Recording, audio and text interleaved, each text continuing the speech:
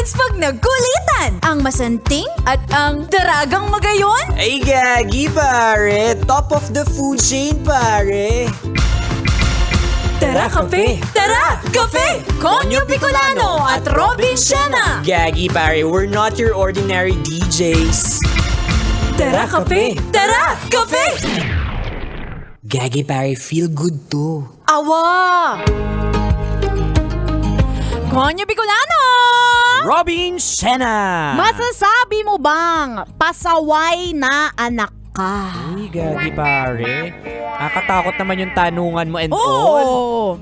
Feeling ko oo. Oo, feeling ko pasaway akong anak. Awa? Kaya nga nung sabi ko sa mga magulang ko dati, gusto ko pong tumakbo bilang SK chairman or SK kagawad. Sabi nung mga magulang ko, naku anak, wag na kasi dito pa lang sa bahay, pabigat ka. Paano ka pa makakatulong sa sambayanan, di ba? O tama naman Buti sumunod ka na hindi ka tumakbo. Legit yan kasi kung tumakbo ako, ang sasabihin ko lang talaga, ako po si Konyo Bicolano, dating TikTokeris, ngayon magpa-public service. Akala ko ikaw si Konyo Bicolano, dating tamad, ngayon tamod.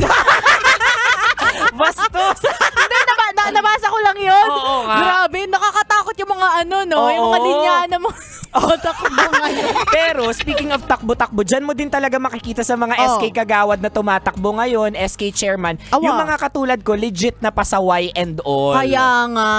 Ikaw ba, pasaway ka ba noon? Oo naman, proud. Proud? Oo naman, pasaway talaga ako. At sure naman tayo, lahat naman tayo mga kabisyo dumaan sa pagkabata at sa pagiging anak at talaga nang wala namang 100% masunuring anak. Yes, walang perpektong tao, walang mabuting tao talaga. Kasi kung Totoo. mabuti kang tao kabisyo, ba't ka pa nasa lupa? Dapat nasa langit ka na. Ay, naku, anyway, kabisyo, eto na, ibibigay namin sa iyo ang unang dalawang uri ng anak na Pasaway! Tara, kape! Tara, kape! Ayan, punta tayo sa number 1. Inot. Muna, ito ang mga paru-paro. Ay, Ma!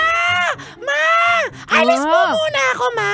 At saan ka pupunta, Aber, ha? Alas 6 na ng gabi, ha? At bakit ganyan ang suot mo? Baka gusto mong punitin ko na lang yan, ha? Para wala ka na lang talagang telang suotin. Alas, ang OA mo naman, ma. Parang di ka naman nagdalaga. May date lang ako with my crush.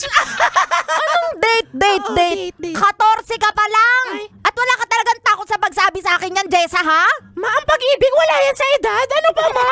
Buti nga nagsasabi ako sa'yo eh. Anong gusto mo? Magulat ka na lang na isang araw, buntis na ako.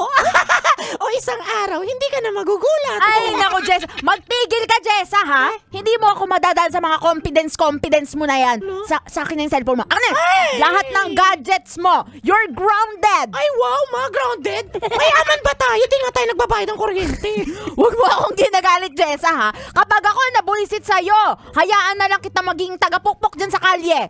Joke lang, ma. Ito naman, ayoko maging taga-pokpok dyan. Ay. Sige na, hindi na po ako magla-love life. Ayan. Bakit ba to paru-paro? Paru-paro. Oo. Maagang humaliparot. Yan. Ganyan. Maagang dumadapo sa kung saan saan. Oy, pero aminin natin, ito yung isa sa mga pinaka-problema ng mga magulang, no? Legit Kapag humaharot na ang kanilang mga anak. Oo, sa murang edad pa lamang. Oo. Uy, tsaka gagi, parang legit to kasi dahil na din ito sa, kumbaga, digital age Awa. natin. Parang mas nanonormalize natin na, mas nagiging normal na sa society natin na mas umibig ka ng ano, alam mo yun, mas ng tapat, gano'n. Natatakot kasi akong sabihin na umibig ka ng bata. Mas nanonormalize lang sa atin na parang mas ma-expose tayo sa Totoo. mga pag-ibig sa mas murang edad and Oo, all. pero para sa akin, no, ako kasi na-inlove din ako sa murang edad. Grade 5 pa lang ako na-inlove Oo, na tama, ako eh. oo. At ang laging sinasabi ng mga magulang, huwag ka munang mag-love life kasi bata ka pa. Ay, Mawawala nako. ka sa focus, which is true. Kasi ako napariwara. Oy, take it from the expert to, napariwara. Totoo, kaya Oo. huwag nyo hini-hate yung mga magulang nyo, no? Kasi gusto lang naman nila kung ano yung best para sa inyo. Legit yan. Tsaka may oras para sa lahat. May oras para sa pagka-crop top.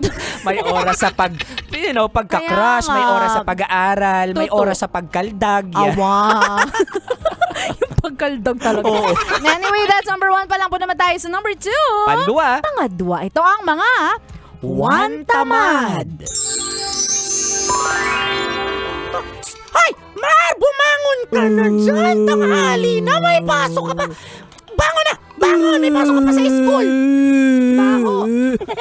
Bakit pa kasi kailangan gumising? Matutulog din naman. Hoy! Shh! Ano sinasabi mo, ha? May sinasabi ka? Oh, wala ma, mabangon na ma. Kumain ka na ng almusal mo dyan, ha? Andiyan na! Pagkatapos mo, hugasan mo na yung mga pinggan! Bilis! Ano ba yan? Kakain pa, magugutom din naman. Maghuhugas pa ng pinggan, madudumihan din naman ulit.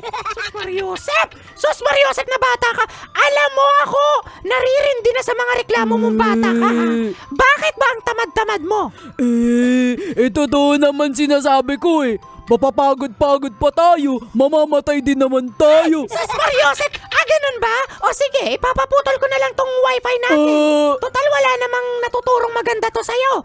Ginagamit pa natin, babayaran lang din. Sayang lang, papaputol ko to. Joke lang ma, kikilos na ma. Huwag mo na ipaputol yung wifi ma. Ayan. Uy, pero legit to, basta sa wifi, Oo. sa internet connection, nako, nagiging mabuting anak yung mga anak natin. Gusto mo na ba? Oo.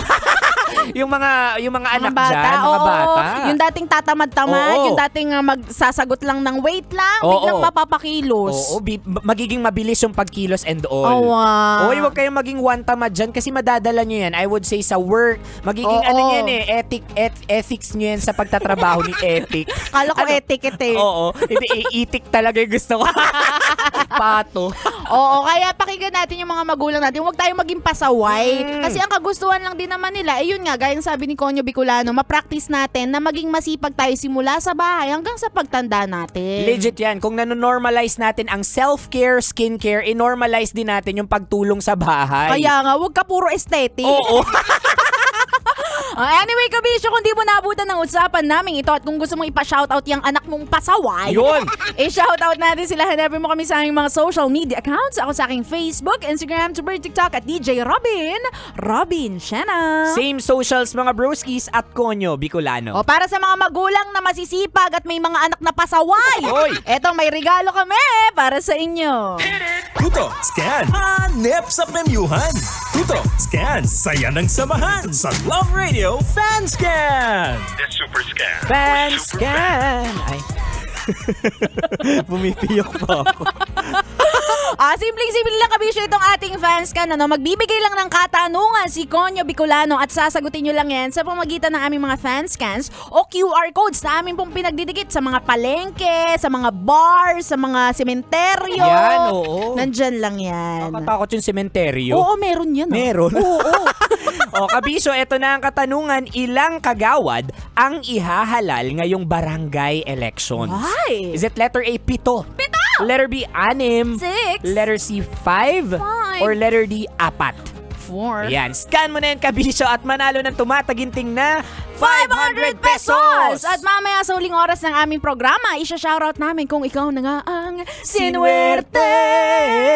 Hey! Uy, ganda ng tono mo doon, ah. Thank you. Asya, Kabisyo, makakasama nyo pa kami hanggang mamayang alas 3 ng hapon para bigyan pa kayo ng mga science tips at skits Sa buhay-buhay. At ang susunod nating kanta para to sa mga magulang. Ay, ano Oo, yan? na minamahal ang kanilang mga anak. Tininin, tin, tininin. Ay, oo. Kantang Tintin. Ni Tintin Bersola Babaw.